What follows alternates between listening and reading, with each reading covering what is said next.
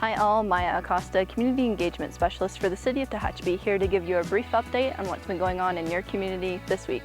The Tehachapi High School Warriors football team remains undefeated in the regular season. They head down to Bakersfield this week to take on BHS in the Central Section Division II playoffs. Despite playing at the Division III level all season, the team is ready to take on the challenge of competing at a tougher level. Bring mountain football down the mountain and let's show these guys that we're not just a good team. We got a proud fan base and a really good supporting cast of people that are really invested in the program. To support our local high school, be sure to head down to Bakersfield High School this Friday. The game kicks off at 7 p.m. and it's recommended you purchase tickets ahead of time at gofan.co.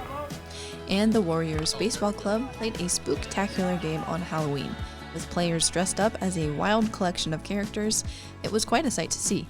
The team handed out candy to trick-or-treaters afterwards.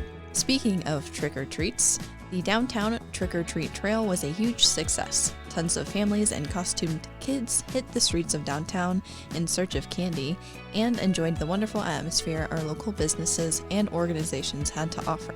Switching gears now to Veterans Day, which is quickly approaching. The Tehachapi Valley Recreation and Park District are hosting their first Veterans Day parade on November 11th. That will kick off at 10 a.m. at the Philip Marks Central Park and will be followed by an afternoon of activities. TVRPD is still accepting participants for the parade. For more details, go to tvrpd.org. And Tehachapi High School is hosting the 14th Annual Veterans Day Assembly on Thursday, November 9th. All local veterans are invited to attend and take part to honor the men and women who have served or are serving in the armed forces.